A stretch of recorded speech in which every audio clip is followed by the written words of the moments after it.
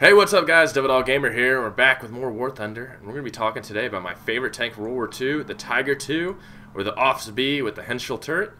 And this is by far my favorite tank, and I love using this tank in game. We're going to talk a little bit about its history and how it plays in War Thunder, but first we're going to go over the stats. Now, it is a about 70-ton tank. Goes about 25 miles an hour, which isn't good, which is pretty good if you think about it. You know, a 70-ton tank, you know how fast that actually goes. It's pretty freaking good. Its hull armor is 150 at the front, 80 on the sides. Turret is 180 at the front and 80 at the sides. Now its armor penetration is 200 millimeters at 100 meters, and 190 millimeters at 500, and 178 millimeters at 1,000 meters. So let's kind of put that into perspective here. And let's go on over to its competitors in the Tier 2, which is the IS-2. IS-2's hull armor is 120 and 90 and 60, which doesn't make any sense to me. Whatever. Its turret armor is 100 and 100. Okay, so it's 100 and 100 at its turret. Let's go over here and take a look again. That's the wrong one. There we go. So technically, at 1,000 meters, you could still pierce that armor, which is what this tank was known for. It was a long-range engagement tank, but we're going to talk a bit about that more later. Reload time's 13 seconds. When you get your crew a little faster than that, it drops it down a whole lot, and it can definitely reload and keep up with the best of them. Its turret speed is a bit of a problem. It takes a while to turn the turret around, so you got to use the tank and maneuver itself around, which definitely becomes a problem. Especially when you're facing the faster moving Russians. And your biggest competitors around here in the Russian side are your IS-2s, which definitely can get out there and move around a good bit, have good armor, nice. Well, it's a kind of more of a rounded armor, so it still kind of gave more of a deflection like the T-34 series. T-34-85, wouldn't worry about it too much unless it's on your side. T-44, definitely a problem tank. It is quick. It is definitely a maneuver tank, and it's a small tank to hit. Biggest problem tank I've seen is the Su-122P. Definitely can take you out from a distance, and definitely pierce your armor and give you a bad day. I've had hit or miss times with this Su-122P though. I've had it point blank my front, nothing happened. I've had it point blank my front, at another match, dead instantly. Seems hit or miss. I'm not sure if it's the damage model, if it's a gun with this, or the damage model for the Tiger II. Now, a little bit about the Tiger II history lessons here. This was one of the most fearsome tanks on the battlefield for the German side. Now, they originally had ordered a couple thousand of these. I think it was like 2,000 or something like that. Only about a little over 400 were produced, thanks in part to the Allied bombing campaign, which destroyed majority of its factories. So you can't build a tank when you don't have a factory. Now, when they did come out onto the battlefield, there were a lot of problems. The logistics problems with the Germans. They had a hard time getting fuel, had a hard time getting metal, stuff to keep up the war effort. The metal that was used for this was pretty shoddy. It could take multiple hits, but there would be a lot of spalling and cracking, and the welds would crack. So I mean, eventually over time, all this hits would buckle the armor, render it inoperable. There was also a problem with the engines and transmissions, and gaskets leaking. And while a few of these were taken out in battle, vast majority of these tanks were actually just left by their crew. They were either left or sabotaged, destroyed by their crew so they wouldn't fall in enemy hands. There were huge logistical problems, and with a 70-ton tank and its gas mileage and its known problems, you definitely lost a lot of these due to just mechanical errors and complete write-offs. A few of these were taken out in battle just by Soviet standard tactics, flanking maneuvers, ambushes, and such. Don't care what tank you have, if you get a tank on your side, it's gonna fuck your day up pretty quick. So I mean, they weren't invincible, but they were definitely a force to be reckoned with. There's quite a few stories out there where Soviet commanders would see this tank coming and would turn tail and run, just retreat, because a vast majority of the Russian army were still using the old school C-34s because they were just mass produced. So there really wasn't a lot on the battlefield at the time in good numbers that would take this out. Same with the Americans. The Shermans had nothing on this thing. The Shermans were just... I hate the Sherman so much. If you defend the Sherman whatsoever, you suck. Because I'm an American and I say the Sherman was a terrible, terrible tank. Anyways, so the low numbers of these definitely were a problem with it. If they would have been made more of a vast number, maybe, you know, it would have been kept to a one-front war. This tank could have turned the tides. I mean, could you imagine this rolling down and just rolling through freaking streets and just taking everything out? It was definitely hard to kill. And on that note, there is no historical evidence of a front armor or front turret hit penetration of this tank. I've seen pictures. I've done a lot of digging on this because I didn't believe it at first myself. The only thing I could find was test fire ranges from Soviet pictures and such, and, you know, accounts of that where they would take the captured tanks and would shoot at it and see what fucking went through it.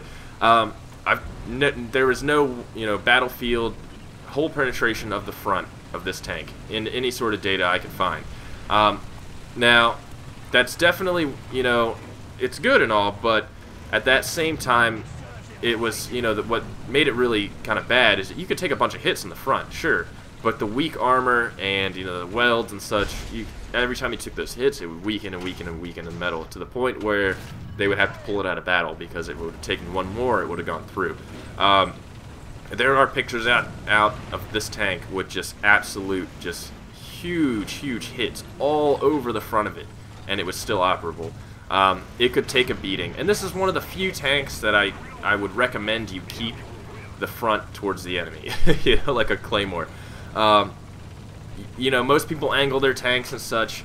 At range, that's not going to matter. This thing can bounce around like it's cool. I've had SU-122Ps point blank this thing at the front and survived.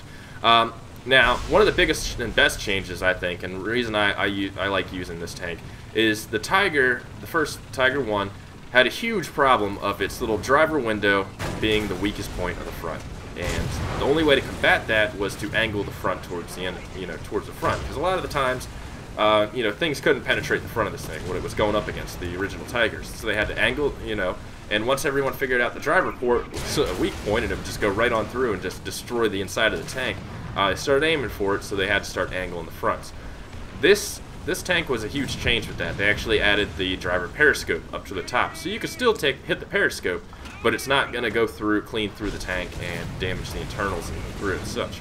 It'll just make the driver have kind of a bad day at that point. But, you know, and that was one of the biggest changes to this tank. The front is definitely where the party's at in this tank. Now, at close range, it's not going to matter too much. At long range, it's definitely going to be, you know, more of a good thing to do to angle at the front. Now, a lot of these maps are not tailored towards that. They're all, you know, close range, you know, more flanking maps, and a lot, you know, I'm going to say this, a lot of the maps are suited for the Russians. So if you're leveling up Germans right now, I would stop and at least, you know, unless you're playing simulator to where you can get the occasional curse to where you can reach out and touch people and actually do some damage, I would say, you know, switch to the Russians, because this, in these small tight quarter maps, you know, against fast moving Russians, it's definitely a problem. But you still do have some good speed on it for a heavy tank, so you can use it to at least position yourself into an area where a flank's covered, or you can, you know, kind of hang out into like a corridor area to where, you know, you don't have to worry about your flanks as much. Now, with that being said, there are damage model problems with this. This tank seems to be having a huge problem with the turret being instantly destroyed. Not the turret, the cannon barrel. Most of the games that I've played, I can shrug off shots.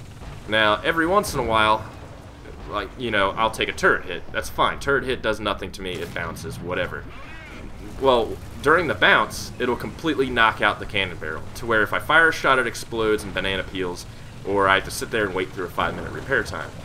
This seems to be the biggest problem with this tank in War Thunder at the moment. If you take a turret hit, it knocks out your barrel, which is, you know, I've played quite a few of the other tanks, and I've had it happen here or there, but the amount of times it happens with this tank is kind of ridiculous. And I think that's more of people knowing that the front armor is kind of bad, and they're aiming directly for, you know, the turret, the barrel itself, which is a good strategy, but it seems like it just knocks it out instantly. And not only that, if you kind of come around corners, you can see how far that sticks out. That sticks out quite a bit. This thing is a point-blank champion. I mean, pops any armor point blank. If you can get up onto a tank and point blank it, you're going to win the day every single time. The only problem with that is you're also vulnerable at that point in time. So if you kind of get the sneak attack, it's fine, but if you're rolling up on, say, a tank destroyer, you're risking a lot of stuff here. You're risking your tank. Tank destroyers, it kind of seems like, are the biggest issue. SU-122Ps are usually the thing that takes me out the most. The IS-2s, they have a hard time sometimes. It bounces quite a bit. Now, the only problem with Tier 4 battles right now is majority of it is filled with the premium Jagdpanther, because not a lot of people are at Tier 4. So when you're going out in this tank at the moment, now this is at the moment I'm saying, you're usually the only heavy tank out there. The rest are tank destroyers. So at that time, you got most of your team hanging back. You're going to be out on your own. So this tank is kind of SOL at the moment. You're going to lose quite a bit in this tank. But once more people start rolling the high-tier Panthers and the Tiger 2s, I feel like this realistic and simulator is going to be a lot better. Once better tank maps come out, I'm really hoping for some North Africa maps. This tank's really going to shine, and its only problem is really going to be its tank destroyers. But this was a really awesome tank in World War II, and there's some really great stories about it if you read about it. Also some pretty shitty ones too. It was definitely had its problem, but during the wartime, it definitely was a formidable force to be reckoned with. And it's definitely a cool tank to play in War Thunder. It kind of gets that giant scale. You feel like a giant badass rolling around. But if you want me to talk about more tanks, let me know in the comments below. I'll pick a tank and such. I know there's some few that I have real big problems with that I would like to talk about. But definitely give this tank a try if you're in War Thunder. Definitely, go down the Tiger tier and start unlocking those things. But talk to you guys later. Peace.